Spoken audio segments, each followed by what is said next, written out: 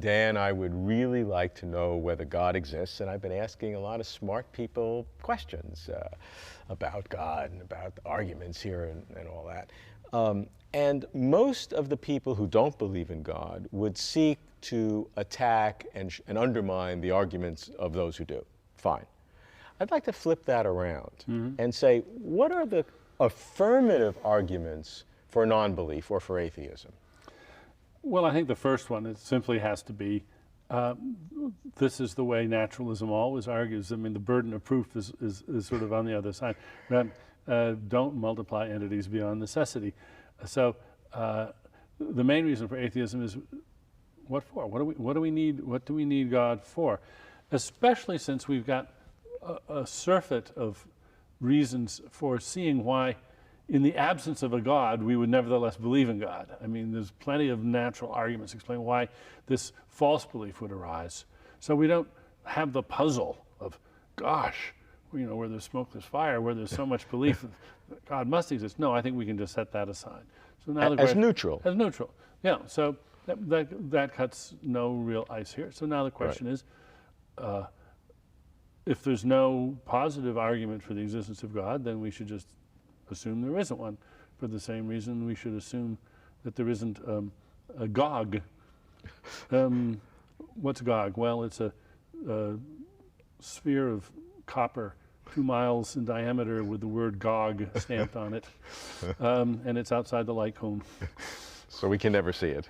Yeah, we have no reason to posit its existence, so we might just well assume it doesn't exist. So the core concept is that the burden is on the other side. Sure. Yeah. That somebody has to come up with an affirmative burden, a proof of God in order for us to see it, because that is the best argument for atheism. Well, maybe if we want some further reinforcement on this, if you understand that God is supposed to be good and supposed to be all-powerful, then the problem with evil really looms.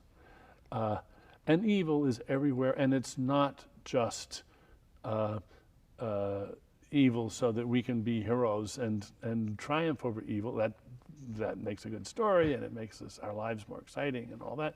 But what about the extraordinary brutality that we discover in the animal world when we find insects that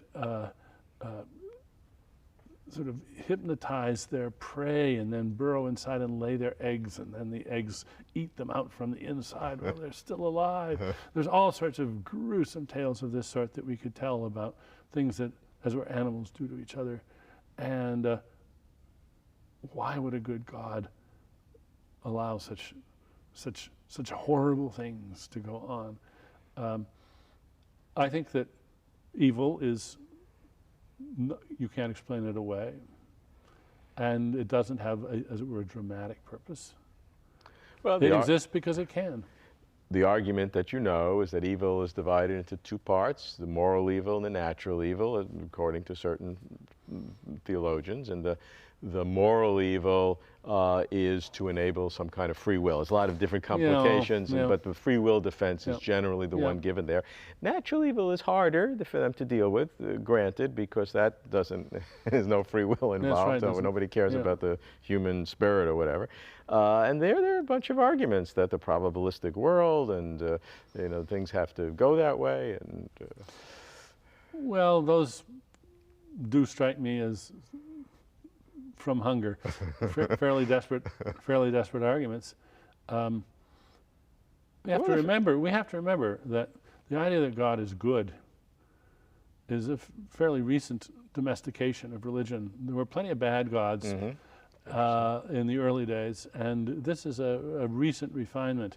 And of course, the problem of evil just disappears if you go back to the old religions, because we have good gods and bad gods, and they're duking it out. And there's something very satisfying about that. And once you decide to get rid of the bad gods and be monotheistic and suppose that God is good, then you have this nasty problem of explaining why then all this evil happens. You're not arguing to go back to the old ways, are you? Well, I think there was a certain dramatic integrity to them that is missing from the more recent ideas of God. You know, when I can't remember their names, the people that created the comic book character Superman, they realized they had a problem. They had this omnipotent, indestructible agent, and how can there be suspense? How can there be any storylines? They had to invent kryptonite. They had to invent kryptonite so that there would be a countervailing force in the world. And I view theologians' attempts to handle the problem of evil as this is just kryptonite, and it's one understands why it's necessary as a sort of dramatic device, but I can't take it seriously in any other way. Some theologians would try to harmonize an all-good God with an all-powerful God, that those two concepts, and that's a tough one. Other theologians have now come along and to say, okay, we really can't do that, so we have to compromise one or the other. Yep. And in general, what they do is they diminish the all-powerful, and they somehow say that there was part of God that is from antiquities or everlasting, that is unchanging, and then but there's part of God that's open and uncertain. He's done the best he can. And so then it's possible to do in order to maintain this relationship with the free agents. And so they diminish the all power and therefore eliminate the inconsistency. Well, but in your own telling, it sounds to me like a storyboard conference at Superman Comics. How are we going to solve this problem? Well, let's see. If we tone down the omnipotence a little bit, then we'd be back in business. All right, let's do it. But the idea that little innovation of theirs is answerable to anything other than their own sense of consistency is, to me, just incredible. I mean, right, they're trying to tell a consistent story, and they're playing by some pretty tough rules. They've tied both hands behind their backs, and this is the best they can come up with. But what does that have to do with what's true? It's just how to tell a story. Other arguments that have been used affirmatively for atheism, I'd like to get your take on them, are things like that if God is so, wants me to believe, why is he so hidden, the hiddenness of God? Yeah. Another is that if God is a mind, we've never seen a mind outside of an embodied form. Are these arguments good philosophical arguments for atheism? Well, they are against people who hold the positions that they're addressed to. So if somebody really holds a position where God has a mind, and I think actually most people who believe in God do. Sure. I mean, sure. Why are they praying? To whom are they praying if God doesn't have a mind?